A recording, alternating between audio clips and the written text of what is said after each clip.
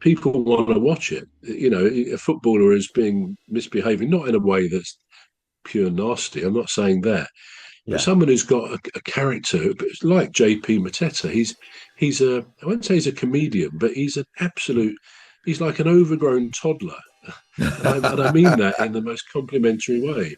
And I Mm, think football needs players like that. I remember years ago, Liverpool's goalkeeper Bruce Grobbelaar.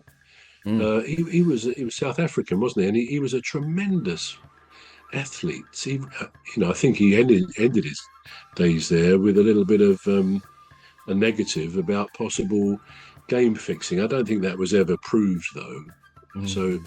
but he was a wonderful goalkeeper. And for example, I can remember if he was facing a penalty, he would stand on the goal line and make his legs go completely, his whole body would completely go wobbly, and you couldn't help but laugh. And he was obviously having the desired effect on the person taking the penalty, because they would not keep a straight face. I don't care what they say. They Yeah. can try and not look, but he just went to jelly. His whole body went jelly-like, as if he was about to fall over or fall down. And he was that sort of character. Now, not whether today managers would accept somebody messing about a bit. I don't know. I don't know. Maybe the day of comedians in football is long since gone. But it don't have to be comedians. But if they're a character, Mateta, going back to him, when he scores, as he did the penalty on Sunday, he goes up and he kicks the corner flag, and as he connects, the crowd goes boom, because he actually asked when he first started to score goals, when he came to us, can you please do that? Can you say boom? I presume he did it at his previous club. Yeah. So players like that attract the crowds. That players, people want to watch players like that. So yeah, and I think Bellingham, wouldn't quite put him in that category. He's not kind of a humorist, but he's got passion, and sometimes passion is very attractive in any walk of life. Mm. And so we certainly love the drama it brings. It's very rare, but it does it. Because Mm. I can remember on one of the episodes we talked about. I think it was a game between Real Madrid. Now I remembered it just now. But anyway, it was a Osasuna. So it was a Spanish league game, Real Madrid and Osasuna, and he got red carded. And what he did was so funny because the referee cautioned him on a careless challenge that he made, and he actually said to the referee to f off.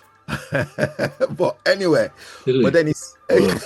he did say he did say fu, and I remember that the manager then was called Carlos Ancelotti. I think he's moved to coaching. Ancelotti, yeah, Ancelotti, Yeah, yeah, yeah, yeah, Ancelotti. I think he's a Brazilian national manager now. Anyway, yeah, yeah. Ancelotti tried to defend him by saying that it was a misinterpretation of the language because he said he didn't say I think he didn't say I think he said fu he said f off, not fu. So he said he wasn't Right, directed. yeah, He said he wasn't yeah, directed to. yeah. I think I remember that. Yeah, yeah. And we got I we mean, kind of players do. Go on, no, go on. no, I was just gonna say, and we kind of laughed it off on this show as being hilarious, Yeah, because we know in England, if you said something towards somebody, it doesn't matter whether you put the you there or you put the off there, it's still practically the same thing. yeah. I mean, that's a move.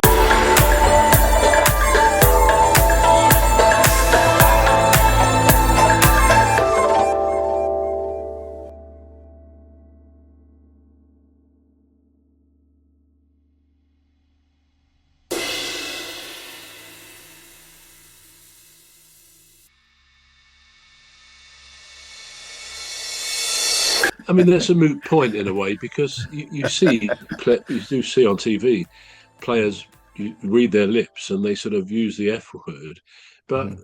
if they're not looking at the ref, and Yeah. obviously if they did say "f you," and even if they turned away, that's probably guilty. But they do, like in any walk of life, they do use the F word when under stress, and I don't think. Even if it's within distance of the ref hearing that, if it's clearly not directed at the ref, I don't think that's a problem. I mean, it's a fact of life, isn't it?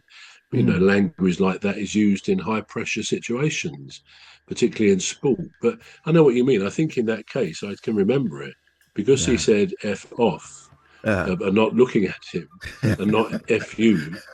Then he sort of should have got away with it. So yeah, it's I tell you what, it's a total change of subject for a moment, but Right. I think,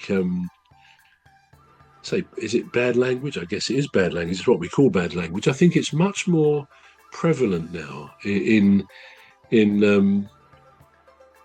all the generations. Actually, I mean, my Lucy, she's at uni. She made me laugh the other day. Um, Actually, it was a situation at the end of last summer's term, end of her first year, and she was in a house on campus or a building on campus with about four other students, and she befriended a girl next to her in the next room, and they did lots of things together, etc., etc. And one thing that used to annoy Lucy, they'd have their weekly or fortnightly, I think it was weekly, fire alarm test for the whole campus, usually on a Monday or Tuesday morning at about 6 o'clock. Occasionally it was a bit later, but this is what they did anyway. So she was in her friend's room that morning, and the alarms went, and the other girl, I won't say what her name was, but she was in the shower.